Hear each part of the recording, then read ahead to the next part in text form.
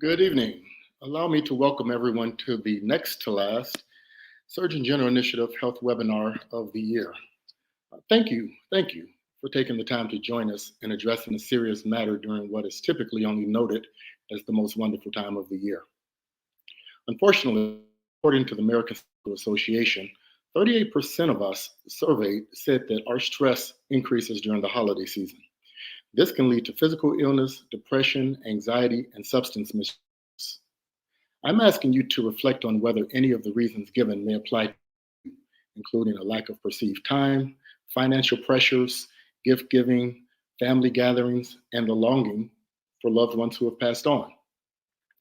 We'll be discussing this, so think that through as you hear the conversation this evening. On behalf of Alpha Phi Alpha Fraternity Incorporated's General President, Brother Dr. Willis Lonzo III, I am Brother Dr. Jeffrey Sterling, Surgeon General for Alpha Phi Alpha. Allow me to introduce tonight's moderator, Alpha's Deputy Surgeon General for Mental Health, Brother Dr. Ron Kennedy Bailey. Brother Dr. Bailey is the Kathleen and John Bricker Chair, Professor, and Head of the Department of Psychiatry at the Louisiana State University Health Sciences Center. He is also the Chairman of the Board of Trustees of the Cobb Research Institute and famously the past President of the National Medical Association. We are proud to have Brother Bailey as Alpha Phi Alpha's Deputy Surgeon General for Mental Health. Good evening, Dr. Bailey. Welcome and have a great show. Good evening, Brother Jeff Sterling. Thank you very much for the opportunity to serve our fraternity, a great fraternity, and to really work with you, I think, on this much needed healthcare initiative, the Surgeon General's initiative, with our theme being on mental health. I, like you, am very appreciative of General President Lonzers for showing the vision and I think the wherewithal to really make health a priority, I think, for all of the brothers in our fraternity, but really all African-American men really across the country. Our goal, our theme, I think, in this enterprise, these webinars, is to really put a focus on health, address issues that are specific to, particularly focus on African-American men of all ages, and really help, I think, motivate all to do more preventatively to address their health, but also in second prevention to really get out and pursue healthcare when it's indicated. So I'm very excited. I think our mental health task force has been very effective, I think, in our work. Our attempts to bring the issues, I think, of mental health concerns into the forefront have been germane, and really look forward tonight to having two outstanding brothers, both guys I've worked with for a long time in the area of mental health and psychiatry, both individuals involved in both advocacy, clinical care, I think, and administration. We have Brother Kareem Salam, who's the Medical Director of Adolescent Services at his program there. He's a great brother from the state of New Jersey. Salam actually is the author with several colleagues of 3 books. I didn't talk about those books with you tonight, but I'll show you how proud I am of him and his group. About 10 of them, 4 of which are alphas. I'll let him introduce them or address them, have written books, I think, in the area of child psychiatry and children's mental health. To see 10 African-American persons in general, let alone physicians in the same specialty, choosing to work together in such a needed area really warms my heart. And I'm very impressed with them and just really admire, I think, their stick-to-itiveness in working on this type project. The books, I think, have scanned a variety of issues from working, I think, in psychiatric care to children's mental health, to kind of how to start a practice, to really issues regarding, I think, how you can think preventatively about addressing your own health care. So I think that the work that he's done, I think, in producing those books goes a long way toward sharing, I think, much of the expertise of this good brother. And we're actually happy to have him this evening. I'll go ahead and move, I think, to our next brother and introduce both before we give them the floor as panelists tonight. Young brother, Walter Wilson from Beta Chapter at Howard University. Walter has been very involved as well in advocacy. He and I have been involved with the American Psychiatric Association for me for over a decade, or to him for probably about half that amount of time. We both worked together on a toolkit to address African Americans and our mental health concerns through the APA years ago, as members of the council to address mental health and healthcare disparities. I should also add that Walter is currently the chair of the council to address healthcare disparities within the APA with our assembly and our organized leadership concern. And he also directs, I think, an outpatient clinic there in the Midwest, I think it's in Kentucky, Tennessee area. So very excited. I think I have both these brothers. I try to make these introductions shorter rather than longer, but hard to do so when you have 2 outstanding guys doing great work. Very, very proud of both of you guys. I'll stop and give it the floor, and I want you guys to have at it. Brother Salam and Brother Wilson. Wonderful. Well, I know I speak for myself and Brother Salam. I'm extremely, extremely excited to have the opportunity to chat with the brotherhood about and whoever else, our distinguished guests about this important topic. So I'll pull up some information, and Dr. Salam and I will chat about just so we can open up the conversation, have us thinking about a couple of things, and hopefully get to a really really good conversation where we can provide some good information. So just because since I can't see everybody, can everybody see that? All right. I'm gonna assume yes. Can I see that? Can everybody see that?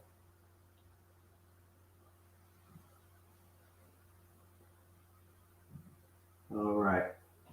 And so, Brother Salam, I can't see you. Can you hear me at all? Can you see? Can we see the presentation? Yeah. Yes, sir. Okay. Yes, sir. All I right. can see it clearly. There we go. All right. So today we're going to talk a little bit about mental health in the holiday season, and again, it's something that we often feel, right? It's a seasonal kind of thing that often doesn't pop into our minds until that time of the year comes around. But I think it's important for us, obviously, going into having Thanksgiving just pass and December being a very important part of the holiday season as well, with Christmas and whatever people want to celebrate, just being able to keep a couple things in mind. So we'll go through a couple slides, very kind of basic information again, just to kind of get the juices flowing about around this topic. And so we'll have a general overview, just look at some statistics regarding mental health in the holiday season. We'll define holiday blues and kind of what that is. We'll discuss some helpful strategies. And then we'll, make sure you guys have some great resources to look further into this topic and potentially support your own mental health. All right. So generally speaking, when we think about the holiday blues, it's pretty simple, right? Foundry, which is an organization in British Columbia that helps young people reach social and mental health services easier, had a really good definition that I thought was pretty straightforward, which is temporary feelings of anxiety or depression during the holiday season. And again, specifically during kind of November and December, where the holiday season and the expectations of the holiday season kind of hit us a little bit more acutely. And Brother Salam, is there any other aspect to this definition that you would add to? Absolutely, Brother Dr. Wilson. And for everyone out there, we would like to open the presentation by stating that this is informational, it's educational. This is not medical advice. If you are in need of medical advice, by all means, you should see your healthcare professional or your mental health care professional. And I would like to thank Brother Sterling, Brother Bailey for that amazing introduction. And my co-panelist, Brother Wilson, he's a dynamic young brother who's really doing some spectacular things in the space of mental health and advocacy. But in terms of holiday blues, it's really a lay term. It's not necessarily a clinical term. And as Dr. Wilson mentioned, it is largely focused on the holiday season between Thanksgiving and perhaps ending with Kwanzaa. And in there are holidays like Diwali, Hanukkah, Christmas, obviously. And so this is supposed to be the most beautiful time of the year, but it could be very stress inducing, very anxiety provoking. It can become quite overwhelming, and it could really interfere with folks' ability to function, particularly if you have underlying mental health issues. Most people don't have underlying mental health issues, but they struggle with the holiday blues. And these times of the year could be particularly fraught for a variety of reasons. And Dr. Wilson will go into that. But we certainly want to be all inclusive. There are many different holidays that are acknowledged during this time of year. And these are supposed to be particularly festive periods. But all of us have lives, we have obligations, and we have limited bandwidth. And so in the setting of the holiday season, and add to that a global pandemic, it's really an an unfortunate confluence of factors that can be quite troubling. Absolutely right. Extremely well stated. And so, just a little bit more information. Now, in 2014, the National Alliance on Mental Illness conducted a survey where they looked at kind of individuals with a mental illness. What were some of the feelings? Generally speaking, how did they feel during the holiday season? Now, 24% of those who were surveyed mentioned that they felt a lot, quote unquote, worse than they typically do during the holiday season. Again, these are individuals with a mental illness prior. And then 75% said they felt, quote unquote, somewhat worse, right? So, as we kind of mentioned earlier, it's a really, really tough time of the year, even though we're supposed to think of joy and all of those great things that come with it. Sometimes some not so great things come with it, especially when you're already struggling with depression and anxiety. And if we pull back, and not just individuals with mental illness, but everybody overall, so individuals with mental illness and without mental illness, the same survey identified some specific feelings around how people express their emotions and feel during the holiday season. Now, 68% of individuals that were surveyed said that they felt sad and dissatisfied during the holiday season. Another 66% stated that they felt financially strained and were financially strained. And then there was another 63% that experienced loneliness. Moving forward, another 57% thought that the holiday season was actually full of unrealistic expectations. 55% spent the time actually remembering happier times. So it's, the nostalgia component of being of holiday time actually brought up some really tough things for many people surveyed. And then 50%, or obviously roughly half, spent that time, unable to be with loved ones, which was extremely, extremely difficult, for anyone that's spending their time during the holiday. And so, Brother Salam, any additional thoughts? Absolutely, Brother Wilson. We all have a renewed appreciation for the suffering caused as a result of social isolation. One would hope we're in the bottom half of the pandemic, but there's so much uncertainty, so we really don't know. But we've all had a taste of that, being away from loved ones and that secondary social isolation. Moreover, during the holiday season, many of us have cherished memories of earlier in life where we shared these precious times with family members who are no longer with us. So, and a component of the holiday blues could be anniversary reactions. So you reflect on those who have transitioned to the next realm, and that could really be very challenging. So these are important things to keep in mind. Also, those who celebrate Christmas and the commercial aspect of the holiday, and buying gifts and folks having unreal expectations in the setting of financial strain that could cause additional stress, that could cause additional worry. And those of us who are caretakers and who take on these responsibilities, it can be very challenging because you're reflecting on the future and the debts you incur in the service of making other folks happy. So it's really important to modify expectations, as Dr. Wilson mentioned. Also, give yourself permission to say no, wait, and not now. And it's really helpful to really set those expectations appropriately and to be financially responsible. Because, when you overdo it, you cause yourself stress that you think you're delaying, but you're actually experiencing this as you're going through it. So when we think of approaching the holiday season and managing these many factors that could affect our mental health, we really want to think outside the bag and be creative, and perhaps think more about focusing on the relationships that we have versus things. But again, setting expectations, dealing with negative emotions that arise from anniversary reactions. Just to give a quick intervention, I know a family who they lost a significant loved one, like the patriarch of the family.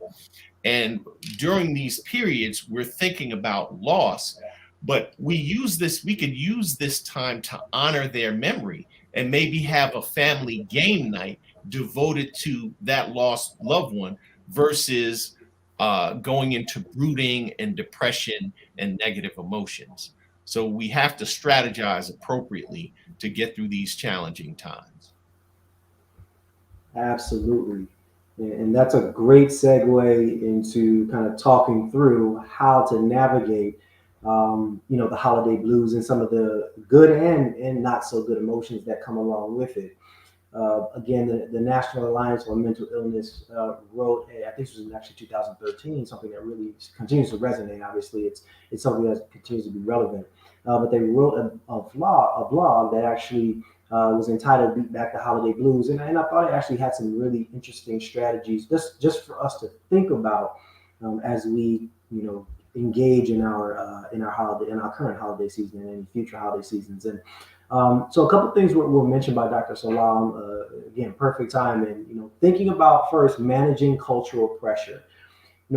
The social media and just the kind of commercialization of a lot of our holiday seasons, particularly Christmas, right? And even with Thanksgiving having Black Friday and Cyber Monday, there tends to be a general thought of how we should, how things should be and what we should do. We try our best to be perfect, right? And then there's a lot of pressure that comes with that. People take their Christmas pictures. So just being able to manage that pressure just in general is something that is incredibly important. And one thing that Brother Salam actually, hit the nail right on the head on was operating realistically, learning to say no and understanding that it's absolutely okay to say no if you don't have the finances, if you're overreaching or asked to overreach financially, emotionally, physically during that time. It is okay to pull back and say no.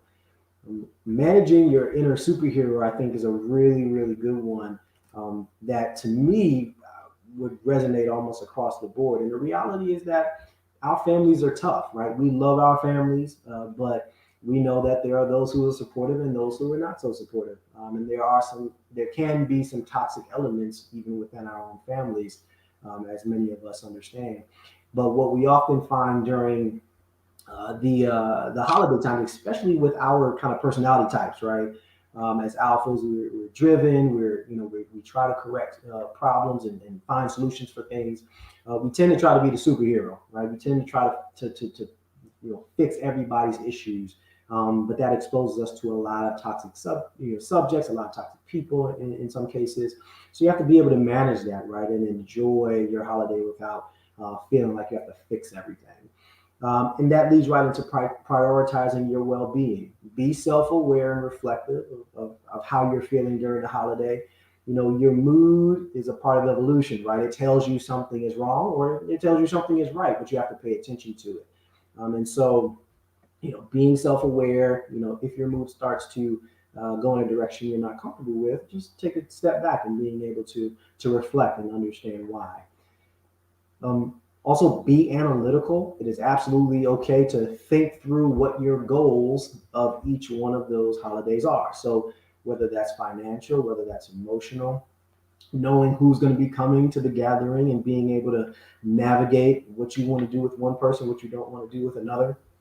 Having a very analytical mind, or at least a partially analytical mind, is really, really important when navigating the holidays. And the last two, volunteering, right? Volunteering during the holidays often gives a sense of purpose and allows for us to lift our mood and just in giving of others. And obviously, as alphas, we were born into the idea that something that many of us were doing before we even joined Alpha, right? But born into the idea that we're on this planet to serve others, and there's a lot of gratification in serving others, and that are more needy than we are, right, in less fortunate positions. And so volunteering can be a great way to kind of beat back the holiday blues and put, directly inject some purpose into a holiday season. And then lastly, and again, this, there is no medical advice here, but if you feel like your holiday blues are, a little bit stronger, then, the feeling of the emotion is stronger, or it's lasting a longer period of time, then you want to make sure we're not, overlooking a serious issue. There is such a thing as depression with seasonal pattern, right? And so, oftentimes we see this in the field, many teenagers I see, starts to get gray during the winter, and that's the time where these things can pop up. And what happens during the winter time? That happens to be November and December and January and all that. It's technically fall, but it's starting to get cold, it's starting to get gray, and people's moods tend to have that seasonal pattern just kind of going down. So if you have things that anxiety, depression, those things that are lingering, making sure that we don't overlook that, and we seek help, and we're not too prideful as Black men, knowing that it's absolutely okay to seek help first and foremost. And so making sure we're not overlooking something that'd be a much more serious issue. Brother Salam, any other thoughts about how to navigate that time? Thank you so much, Dr. Wilson. An alpha man would encourage you to be analytical, and that's right on point. So part of being analytical is planning. People who plan make lists, right? During the holiday season, it's very overstimulating. You have a lot coming at you in a short period of time. So help bring order to your life by making lists and then delegating. You don't have to do all the shopping. You don't have to do all the cooking. You don't have to do all of the providing, which speaks to Dr. Wilson's earlier point of being the superhero. And that could actually become overwhelming. You could overload yourself. So again, you don't have to take on these responsibilities, especially if you're part of a family. A family is a unit. It's a team. Like Alpha is, we've done things as teams, as a unit. So a family system should function similarly. So those are just very important things to be aware of. If you don't mind, Dr. Wilson, could you advance to the next slide? Absolutely. Also, in terms of volunteering and a sense of purpose, if COVID has shown us nothing, it's shown us we have a lot to be grateful for, because look at the number of lives that have been lost. So when you think of volunteering in a sense of purpose, please know that it could always be worse. You could be deprived of your own health. You could be deprived of loved ones. You could live in a country that has fewer resources, and you don't have access to things like vaccinations, or now there are new therapeutics coming out to address COVID. So again, it could always be worse, which means we could always help others. So there's always someone who's suffering to a greater degree than we are. And in terms of getting help, I'm so delighted to be a part of this effort, because there's some literature to support this. And some of that literature was produced by an alpha brother of ours, Dr. Owen Garrick, and his group in the Oakland Bay area that conducted research on Black men's adherence to the recommendations of primary care physicians. And when those recommendations came from Black physicians, Black male physicians, Black men listened and they followed up. So my most fervent hope is that we could have a similar impact on the Black men who are watching this program as we speak, many of them our brothers, and any other distinguished guests who have graced us with their presence. So again, you have permission to get help. And one thing to be aware of is your level of functioning. So if you're struggling in your social relationships, you're struggling at work, you're struggling at school, you don't feel well, others notice a change in you, and you're really having a difficult time turning things around, it might be time to get help. So your ability to function, that's a critical feature, that there's a problem and that you should get help for it. And we absolutely encourage you. We evangelize about this, and we encourage you to get the help that you need for your mental health. Absolutely. And so, just as a little bit of a review slide, and then we'll wrap up here. Brother Dr. Sterling actually mentioned this. 38% of individuals just in general, without mental illness, according to the American Psychological Association, feel increased stress during the holidays. And this, again, going through what we went through, and just anecdotally what all of us as brothers have experienced during the holidays, it's not hard to see why, right? But then 64% of individuals who already have a mental illness report that they have worsening of their condition over the holiday season. So very, very stressful time.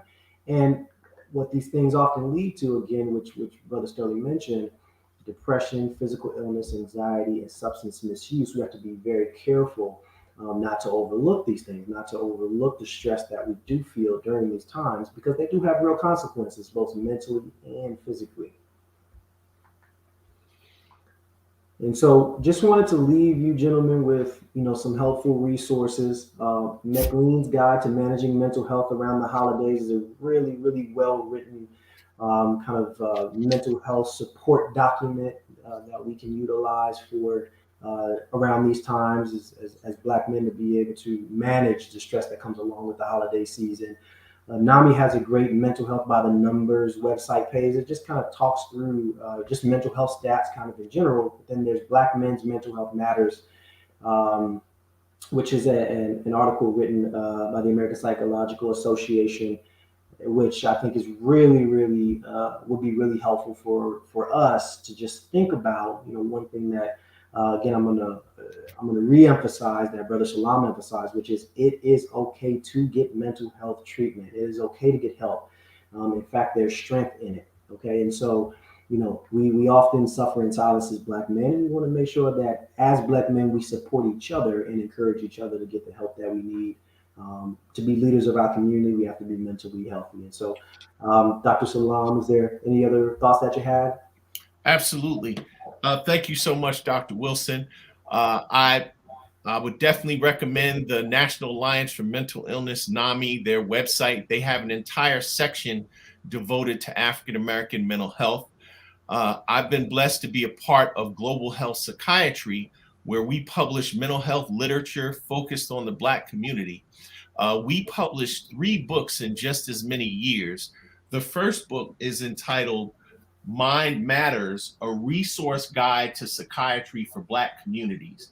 And Dr. Wilson will tell you, and Dr. Bailey will tell you, the diagnostic tome of psychiatrists is the DSM, the Diagnostic and Statistical Manual of Mental Disorders. And so imagine the DSM distilled and presented to an African American grandmother. And so that's what Mind Matters is. It's written in question and answer format. We talk about depression, bipolar disorder, just common questions. And we are having a conversation through a book, no different than the one we're having now. Additionally, our second effort was How Amari Learned to Love School Again, a story about ADHD. And this is a children's book. And our children's books contain parent guides written in question and answer format. And our most recent book, which was published in 2021, is Bree's Journey to Joy, a story about childhood grief and depression, about a young lady who lost her Nana to COVID. And again, those are children's books, but they have parent guides written in question and answer format, published by a team of African American psychiatrists, and we're focused on our people. So again, the National Alliance for Mental Illness is an excellent resource, particularly the page devoted to African American mental health. And we encourage folks to view these particular resources. NAMI also has a text line. I believe the text is 741-741, and it's 24/7 crisis availability. For those who are struggling particularly during these very difficult and uncertain times in the setting of COVID and with the holiday blues, and sometimes things could get worse. You may need a resource like that. More recently, and I encourage folks to read it, the Surgeon General of the United States, Dr. Vivek Murthy, actually released an advisory discussing the state of emergency in children's mental health. And so we really have to keep an eye on our young people who are affected more poignantly and acutely during this particular holiday season. So those are all excellent resources that not only describe and cheerlead problems, but really give you actionable items and steps so you can intervene in the service of improving your mental health. Absolutely. Very well said. And so at this point, I'll take down the slide. We want to get the juices flowing about this particular topic. And I look forward to a discussion with you brothers, regarding, the mental health around this time. And so thank you for taking the time to chat with us a little bit. Very good job. Wanted to make sure I begin by thanking both you young alphas. I'll say both of you guys are young. I said that Wilson was young earlier. I know my good brother Salam wants to be called a young brother as well. What an outstanding conversation. I guess the take-home messages first and foremost are that it's not bad to acknowledge that you have some difficulty during this season. And if you're a Black male, as we like to say on the show regularly, you're a human being too. And all human beings at times have to reach out and get some help. I think you also kind of point out, I think very clearly, very articulately, the reality is these stressors, many of them are artificially imposed on us. So finding and developing some strategies to manage them are within our own code of opportunity and activity. And we hope to go through some very pragmatic strategies tonight, doing some of the question and answer. And the third piece, I think that the issue regarding a lot of the work you have already done, the books that you published, Brother Dr. Salam, and I think the work that you've done as well, Brother Dr. Wilson, goes a long way toward, in your local area, helping the people that you address directly. That's why, again, I think we thank Alpha for giving you a national platform tonight to make those points, I think, manifest, I think, for many others. I have three areas I kind of wanted to address, and I'll mention all of them. We're going to take them one by one. We're going to discuss some pragmatic matters regarding this spending issue. We always say during these holiday blues discussions, you don't spend too much, but each year it's a problem for many individuals who come to my office, and I'm sure yours as well. I'm going to come back to that. Next, we'll talk a bit about familial conflict. I literally did one of these shows myself with another group a week or so ago, and a person called in and said that they end up having to tell cousin Johnny he can come over because it's too disrespectful to grandma to not let him come over at all, but he has to eat and then he has to leave. So families are finding strategies or maneuvers to decrease what very often happens when cousin John, whoever it may be, finds it becomes too comfortable, and then there's an argument or a fight, and then it ruins Christmas dinner for everybody else. We're gonna go through a bit of that, I think, here next. And the third thing is the particular stressors that the pandemic causes. Grandma and Aunt Susie want to come over and bring their sweet potato pie.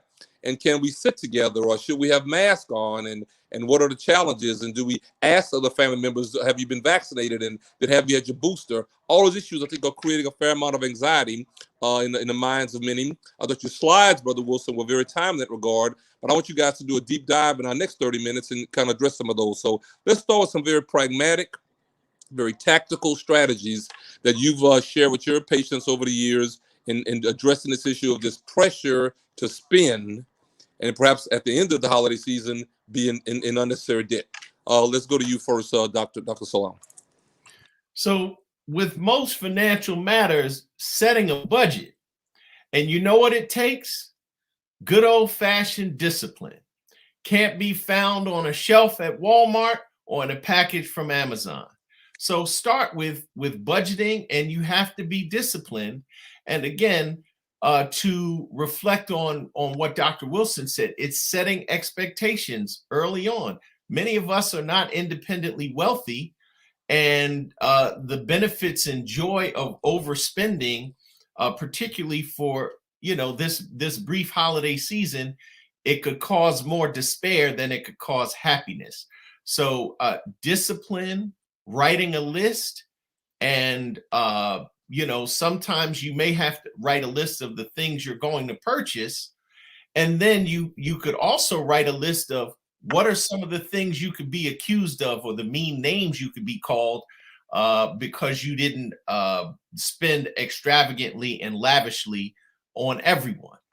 And and be mean to yourself. Write that list of insults, digest those insults, and then toss them away. Go back to your list and your budget, execute that, and keep it moving. Also, there will be holiday seasons in the future where your financial position might be different, and perhaps you could do a little more.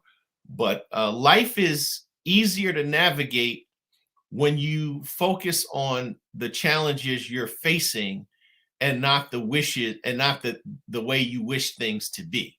So just focusing on the reality you're in versus the ideal that you see on social media and on television. Those things are artificial. They're not real. We all, myself included, we only post what's flattering and favorable, and it appears to be perfect. But we all have our shortcomings. So again, don't fall into the trap of what you see on television commercials and what you see on social media. Brother Wilson? I would say, I mean, I couldn't say it any better than that. I'll emphasize two things again that was just said by Brother Salam. One is, not succumbing to the cultural pressures, and two, setting expectations, right? And I think, I always think of, alphas as leaders, right? That's what we do. And we're leaders of our families, we're leaders of our communities. And we have to be that even more so during, the holiday season, because you can get kind of overwhelmed with what's expected of you financially. You can get kind of overwhelmed with lists and things like that. Lists of things. I mean, lists are good, but when the list becomes too long and people are kind of pulling at your financial strings, you have to be strong enough to say, hey, well, maybe not this Christmas, maybe next Christmas, or maybe not ever, right? I think you have to feel empowered to lead your own financial journey, and those who are attached to you, right, your family members and things like that, or children, they have to know expectations. You have to set those expectations, and so it all comes back down to strong leadership, whether you're doing it on a national stage or whether you're doing it in your household, in your family. Setting those expectations, being your own person and not feeling like you need to give in to any of the cultural pressures of what you're supposed to do during Christmas, right? There is supposed to be a tree full of gifts, right? And so, maybe not this Christmas, or maybe not in the exact same way that may be traditionally seen in, social media commercially. And so be a strong leader, don't fall into cultural pressures, and set expectations, set a budget, and stick to it the best that you can. None of us are perfect. We've all overspent at some point in our lives and regretted it, right? And I think so just tapping into some of those leadership qualities, especially when it comes to your family and the finances, and doing what's financially healthy, mentally healthy, and good for your family. Yeah, I just jump in and add one strategy that I am aware of, and I can't even say in my career that I've always recommended it. I have certainly of later years, but you think that families or at your job at times people will pull a name out of a hat and then everybody buys a gift or what have you. Well, if you got a lot of jobs and you got a lot of families and you got a lot of places to stop by, that's a lot of extra gifts, and the gifts add up. And at times part of the struggle is not just that people can't afford a gift, but then it becomes this internal pressure or external pressure to buy a bigger and a bigger and a more expensive gift, if you will. Some places now, families will, pull names out of a hat or make a game of it, and you write a nice one-pager to somebody. What do you think about them, and what are your thoughts, and what do you admire about them, and things of that nature? It gets families and others more engaged in the activity of the wholesomeness of that person and their character, and what your considerations are about them, as compared to the externalization, I think, of the gift. I think that Brother Islam said very, very well earlier. Some families can be overly commercialized during the process, And I think as psychiatrists, we often might see individuals or settings where at the end, people feel very empty. You know, you got a lot of boxes, a lot of extra stuff, some of the stuff you don't even really wear next year. Some of the clothes still have the tags on them. And I'm not sure that always occurs best for all. And I also end by saying I think that all too often in some families there's a bigger pressure on men than others to buy bigger and bigger things, to have more financial strength. And that's a lot of pressure that I think is kind of unnecessary, but very often realized. So just some thoughts that I thought we would share. I appreciate your comments. Let's go to the second one. This issue of familial conflict. And I want both of you to kind of address the issue, because I mean, I've been getting questions about this in some other settings myself. Family struggle. Remember, you know, I wrote a book on domestic violence. I love the book to talk about it. And one thing we talk about the fact that there was more domestic violence in America last year than in any prior year. So when families are home more, and we're home more because of the pandemic and the lack of, and the social distancing issue, very often there's a lot more conflict. There's people who remember old beefs and old difficulties, if you will, and that can be can create a struggle for many. Give some pragmatic, very direct strategies of kind of how to handle it. I gave an example earlier that maybe you want to invite everybody over for Thanksgiving dinner because grandma wants them all there. She may or may not even know that cousin Joe and cousin Henry, you know, have a pending conflict. Let's go to you first this time, Brother Wilson. Absolutely, and you know, familial conflict is something that's so one of those things that's so prevalent during the holiday season, right? Because, like you mentioned, nobody's family is perfect. Nobody's family should be perfect. And so, you know, there's often conflict. There's often people who don't get along, who haven't seen each other since last Christmas, right? And so, you know, one of the things that I often think about, and I guess it's a little specific to mental health providers, but it's really for anybody who's able to kind of think through sociological kind of environments and thinking about how people interact with people. You know, as a mental health professional, I think I'm kind of trained to deal with different personalities and things like that. And but you don't need a degree for that, right? Many of us have very good soft skills. You know, you don't get to where we are as brothers without having some of those skills. We do presentations, we know how to interact with different people from different backgrounds, right? And so I think you really need to tap into that when you're with your family. Have compassion, right? You know, I think, you know, one of the things that comes to mind for me, and I know that comes to mind for many in the audience, is you know, dealing with substance use. Like many of our families, unfortunately, especially in the Black community, you know, we have family members who struggle with that, right? And so you know, being able to you know, at least the ones in my family tend to bump heads with other people in my family, right? But everybody deserves to be at the table, so to speak. And so you know, utilizing those soft skills, but it also jumps back to not being a superhero, right? And so we don't have to be the ones who fix our entire families. We do the best that we can. We take on what we can, and what we can't take on, it's okay to say, you know what, I don't even have the emotional bandwidth to take that on right now. Or, you know, I really don't know the answer to that. I'm not sure how, you know, you and cousin Johnny can get along, but I'm here to support you guys if you're interested in doing that. I just don't have an answer for you right now. And so it's okay to step back and you know, not play Superman. And you know, when it comes to our family's conflicts, and just understand that you can do what you want to do, and then, or you can do what you feel like you can do, what you have the bandwidth to do, while also understanding that well-being part, right? It's okay to exercise during the holidays. It's okay to take a walk around the block. Like sometimes you need to decompress from families, right? And that's all a part of dealing with familial conflict. You deal with what you can and don't feel like you have to fix everything. But as navigating the different personalities that come from different places, tapping into some of those soft skills, those communication skills, and just having compassion for where people are coming from. Everybody's coming from their own stuff, you know, from their own place, right? And we're trying to meet people where they are. It's something we often say in mental health, but it's really just something that we say in life in general, right? Everybody's coming with their own, not necessarily baggage, but just their own issues, right? Good or bad. And then they're bringing those experiences into, you know, a place where, you know, 25 other people are doing the same. So same, you know, so I would say, you know, just tapping into those skills and making sure that you know, you're gentle with yourself and not trying to be a superhero. That would be kind of my thought. Dr. Salam? Absolutely. Dr. Wilson made some amazing points, very useful points. I'm going to kind of highlight one of them, in terms of substances. So there's often a lot of alcohol flowing at holiday celebrations. And the challenge with alcohol is it can be disinhibiting.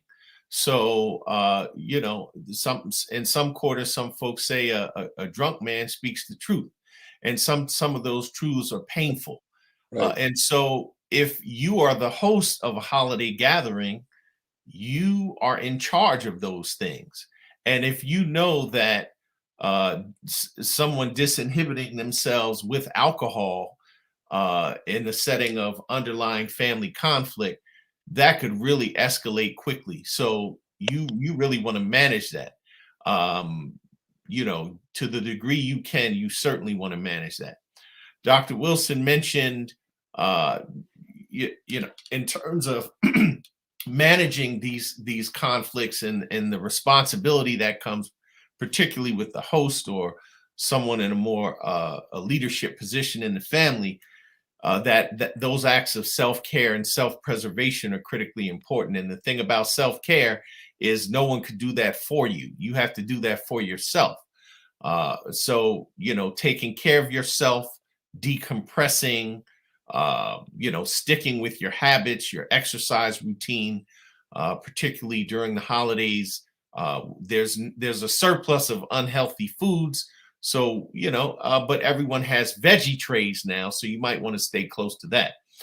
But in terms of family conflict, these holiday celebrations, they really represent a short time of the year. And so painful experiences tend to have a beginning and they have an end, and you have to get through the middle. So in the setting of a global pandemic, when there's so much loss of life, and we don't know when, we don't know if this time is going to be the last time we see cousin trouble or aunt drama, we may want to reflect on how we could best tolerate them for a short period of time, or pull them aside, maybe do some planning, right? Be analytical, think ahead, pull them aside or give them a call, perhaps days to weeks earlier, and just feel them out, see where they are, and in a very gentle and diplomatic way, kind of lay the ground rules in a way that they could hear you and accept the ground rules that we're going to avoid the drama. And it's easier to achieve that individually versus with the family and audience. So those are some practical strategies to kind of help things out. And just remember, we live in different times, right? This is a once in a century event, and we don't know how tomorrow's going to play out. So if only we were wise enough to realize that these beefs, these conflicts, even those that span years or decades, they're simply not worth it. Right? They're not worth it. One of the biggest heartbreaks that a human being could experience is not being able to say goodbye when someone transitions from this realm to the next.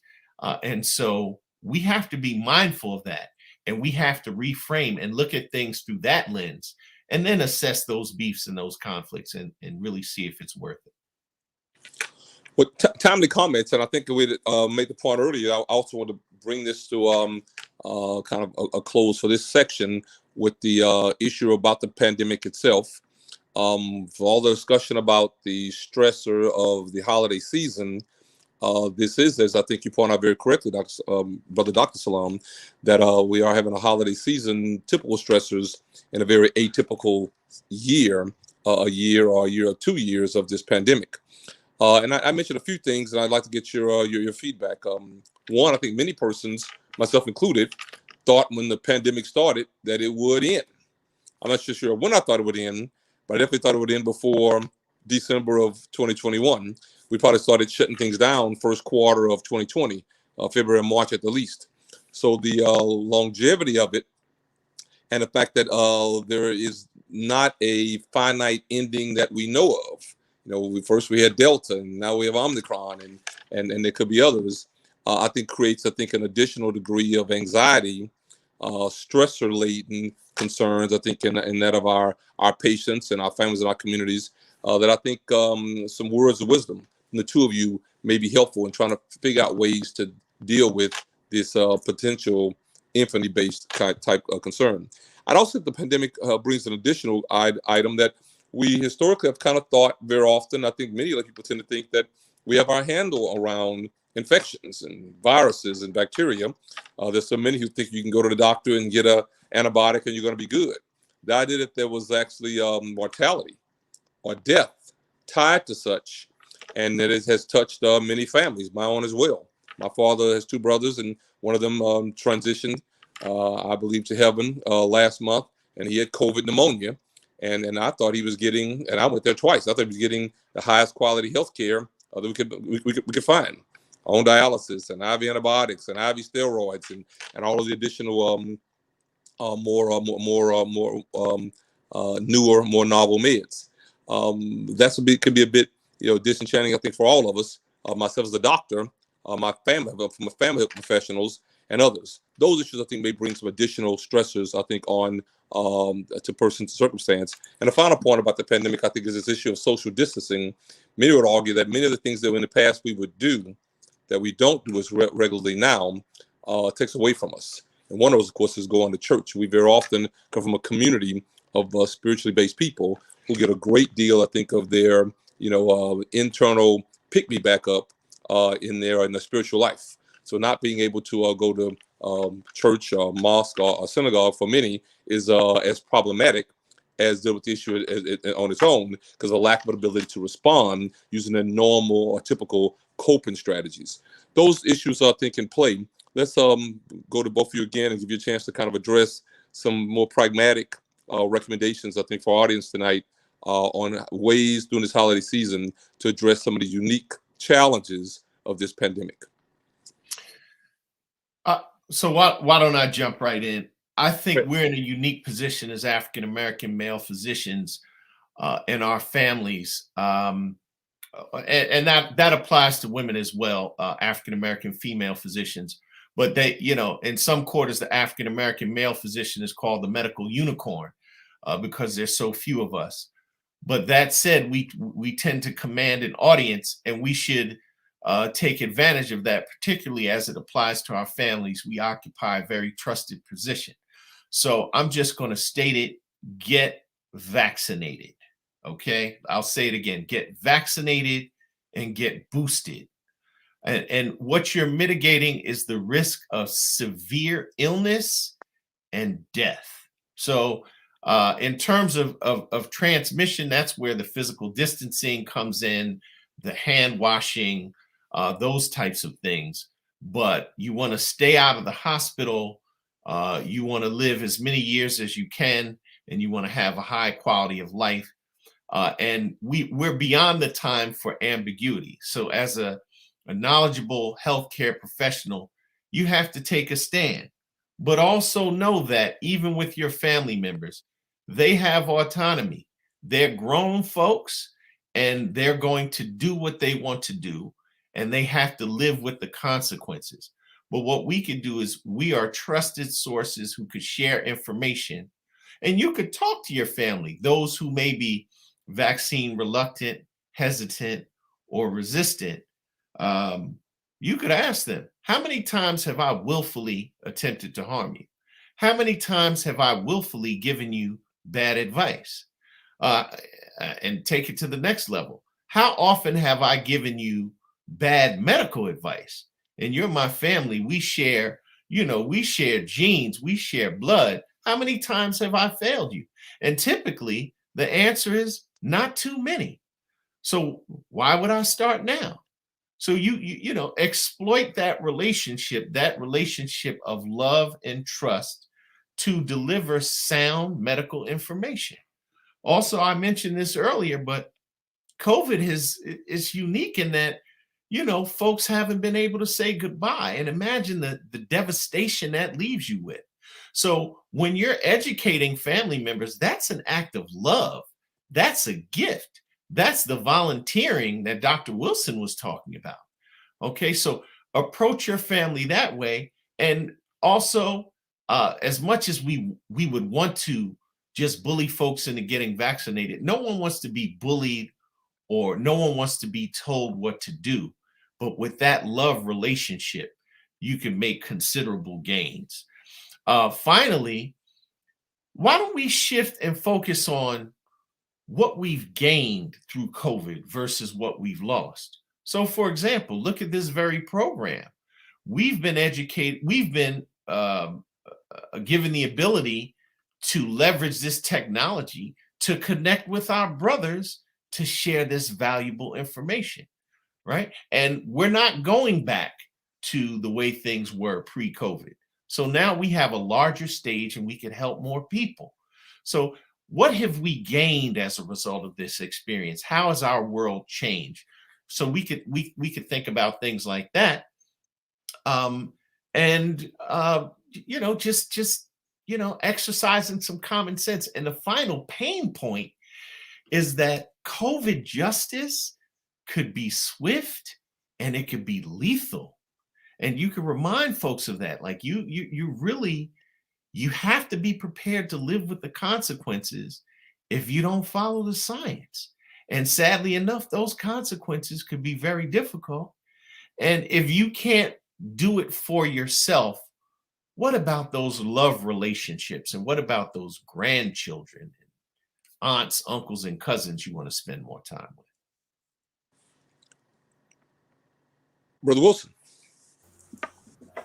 There isn't much that I would add to that. I think, Brother Salam, again, drove home all the points that I would.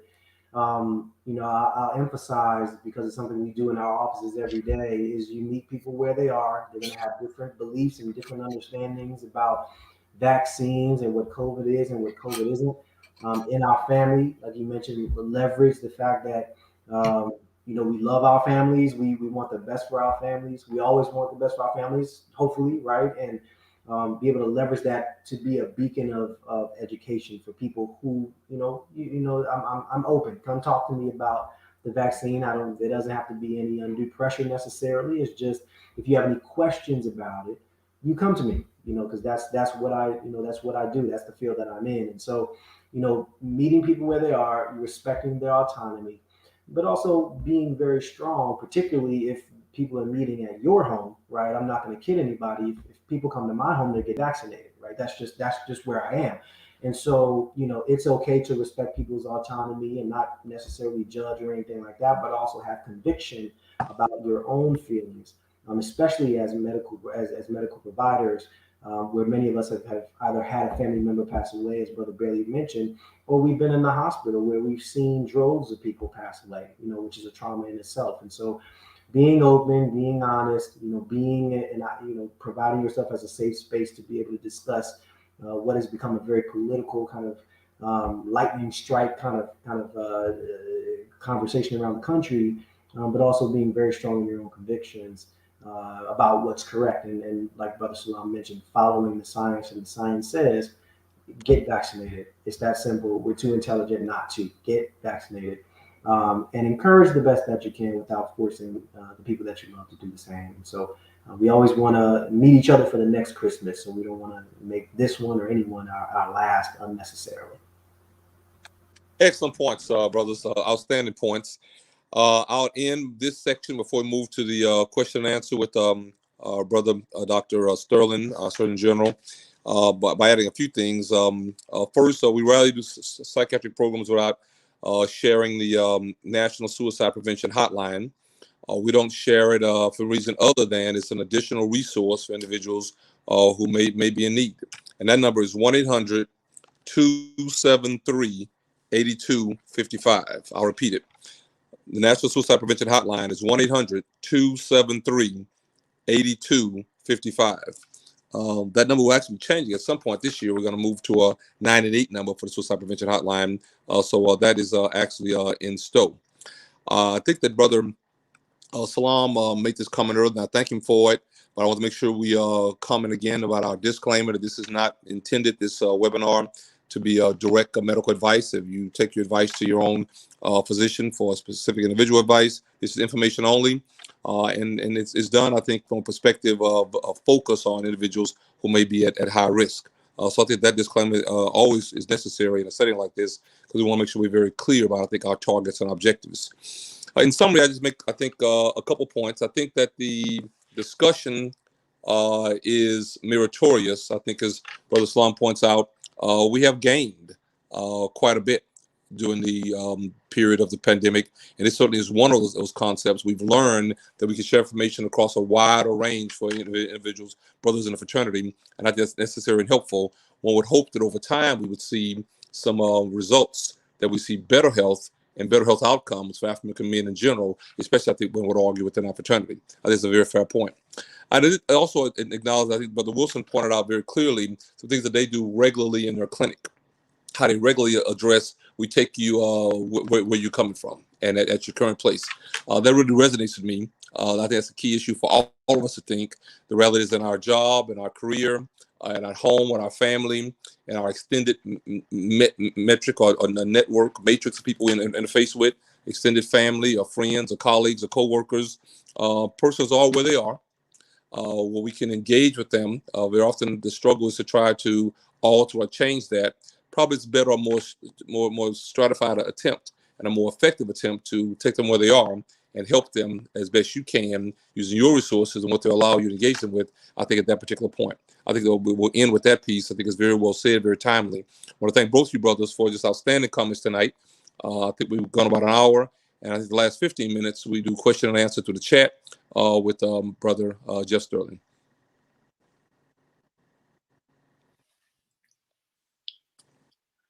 All right.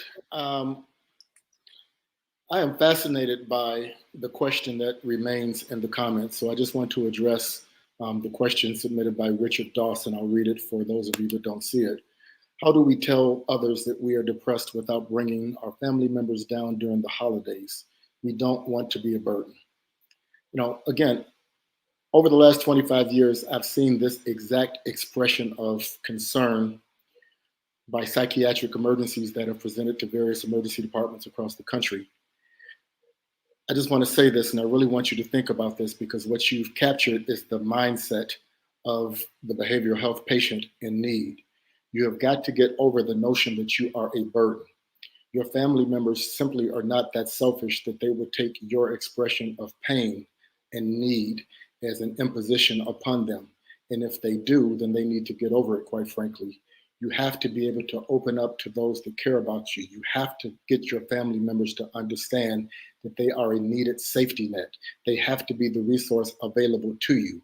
Too many patients with active and passive suicidal ideations have actually committed suicide on the notion that they did not have family members and other loved ones available to them during their time of need. So my answer to your question very simply is gather them, tell them that you need to talk to them. Don't feel like you're a burden. Don't feel like you need to apologize. Just open up, tell them you love them, tell them that you need them, and this is what you're feeling. I can tell you so many times after the fact, there have been expressions by family members saying that they wish their loved ones had opened up to them in their time of crisis after the fact, after it's too late. So thank you for that question, and it is such an important one. We hope that those of you that may be in need don't feel as if you're going to be a burden by seeking the help that you need. I want you guys to remember the reason for the season. It's not all joy and laughs. If you accept the spirit of giving, helping, and sharing, conversations such as this are critical this time of year, and so very helpful. As was mentioned, mental health issues may be exacerbated during the holidays, but chances are the suffering is ongoing. Take the time to take the time and care enough to care. It matters. I want to thank brothers Dr. Wilson and Dr. Salam and brother Dr. Deputy Surgeon General Bailey for a fantastic conversation. Next Thursday, I want to invite you to the last Surgeon General webinar of the year. Our 6 Deputy Surgeon Generals will join me for a roundtable discussion and open forum on matters of health, happiness, holidays, the pandemic, and whatever else comes up. To that end, we actually want you to submit questions to me directly in advance. Send them to me at surgeongeneral@apa1906.net. Again, surgeongeneral@apa1906.net. If you submit them in advance, that increases the likelihood that we will be able to get to them. I look forward to that ongoing conversation. Thank you for joining us. And on behalf of Alpha Phi Alpha Fraternity Incorporated and our General President, Brother Dr. Willis Lonson III, thank you and good night.